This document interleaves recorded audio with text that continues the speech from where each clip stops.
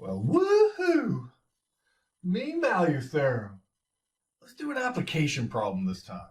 Let's actually see this being used. And who knows, maybe sometime in your lifetime, this might be implemented. I mean, I've heard rumors that other countries have thought about doing this. But I don't know, I never follow up on any of this stuff, so I'm just talking shit. But it is a kind of a cool little math application we're about to do. I think it's cool, but I'm a math nerd, so you be the judge. Let's go. So let's go down to this and, hey, got a little situation.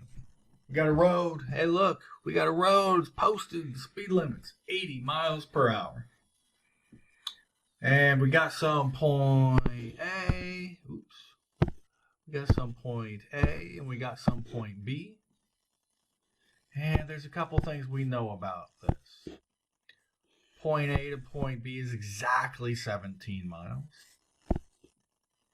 And we also know that this fine gentleman here, Billy Bob, he took exactly 12 minutes to go from point A to point B. Now, when Billy Bob did this, he did not realize that he was dealing with some pretty on-it highway patrol. They had their mean value theorem on lock. Thing is, when Billy Bob when he was going to take off from point A, there was an officer hiding in the bushes. Right over there, there's some bushes. And he just took a stopwatch and went click right as he went. And he radioed his buddy down here at point B. He was in the bushes too, just hanging out. They had this planned. They radioed. They're like, okay, I know how long this is going to take. So as Billy Bob, he starts to cruise right through here. They go click, and they catch him, and they go like, boom, 12 minutes. And they both know instantly, we got him. Well, the officer that's up there at B, he jumps in his car and runs down Billy Bob. He doesn't run him over or anything. He just pulls him over, and he's like, I got you, Billy Bob. We got you for speeding. Now, these officers, they knew what was up. Let's go see what they were doing and how they knew Billy Bob was absolutely speeding. I heard a rumor they did this in England on a bridge or some shit. I don't know, maybe that was a dream or something. So let's look at our mean value theorem. There's highlighted. And the game says that if we can find the average rate of change, right down here, this is our average rate of change. Our average rate of change, or average velocity, is equal to some sort of instantaneous rate of change, or how fast you're going in any one instance. So if these officers could show that your average rate of change was above the speed limit, right? That rate of change could be a position function, right? Your position function at some time minus your position function at some other time, divided by the differences in those times. That would be how we find the slope of the secant line, which that is the average rate of change. So the secant represents the average. So I just wrote it more fancy. I mean, maybe you like it better as a y2 minus y1 over x2 minus x1, right? When we were dealing with slopes. This is all the same shit. It's some average rate of change. We're going to use this bottom one down here for ours. But what we're saying is that is equal to, at some point in time, as long as this is a continuous function, trust me, this shit's continuous, it's going to be equal to the instantaneous rate of change, or the speed you were going at any instant. So if we can show that your average rate of change is higher than the speed limit, that means for sure at some instant you must have been going above the speed limit.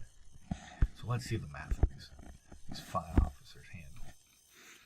So as we said, that our average rate of change, average, so the average slope, right? Well, no, let's call this what it is. It's the average rate of change. Now what this is going to be is going to be that your position function at time 2 minus your position function at time 1 over the differences in your times. Now, this isn't so bad. Let's just put it in, our t1, time 1, let's just call that 0. Right, when you started. And we can say s of t1, your position function at time 1. Well, that's also equal to 0, because we're just starting right there. Think about it again. y2 minus y1 over x2 minus x1. Two different values, you plug them in, it's the same shit. Now at some time 2 and some position at time 2, like where it was. So how let's look at the top one, the position. How far did Billy Bob travel from A to B? If we said that his starting was 0, did he travel 17 miles? So couldn't we just call that 17 miles? I think that would work out pretty well. So we just call that 17, and I want to write in miles here. Back here we read in that we were at 0, wow, miles. And right here we were at 0 what? When we're talking about, wait a second, what's that speed limit sign saying? What's that all about? Oh, that's miles per hour. We can either convert miles per hour into miles, because we have our stuff in minutes, don't we? Shit, that's dangerous. Why don't we get everything into hours? You know, that might make life a little bit easier. Miles per hour, just get it all. So what's 12 minutes? Let's do a quick conversion. So 12 minutes. Now, how many? Oh, yeah, that's right. There's 60 minutes. There's 60 minutes in 1 hour, right? So the minutes just cancel out. And then we're left with hours. So that's 12 divided by 60. I think we get, that's 1/5 of an hour. Okay. There we are. So let's call this our 1/5 of an hour. And we'll call this back here that this was 0 hours. Beautiful. You can call it 0.2 if you want to, but it's going to make this little calculation pop out super nice. So let's go through and replace that. Here we have it. So we're going to pop it in. Our S of T2 was that one. That's right there. That's that 17. So we pop in 17 minus our there it is, 0. Oh, there we go. So that's going to be our 0 over our T2, which is 1/5. So pop that sucker in there. 1/5 minus our next one, and then that's that 0. So we just subtract that out. And let's zoom out. So it looks like we have 17 over 1/5. That 1/5 flips up and multiplies, and that becomes, lo and behold, 85. Now, what were our units up top? Weren't these miles? And then the units down below, weren't those hours? So wouldn't this turn out to be miles per hour? It does. Which states at some point in time, Billy Bob's instantaneous rate of change at some other time had to have equaled 85 miles per hour for some other time trapped between our time 1 and time 2, or in between 0 and 1/5 of an hour. Somewhere in between there, he would have been going 85 miles an hour. And if that's his average speed, I'm going to guess he was going even faster than that. Because when we have a continuous function,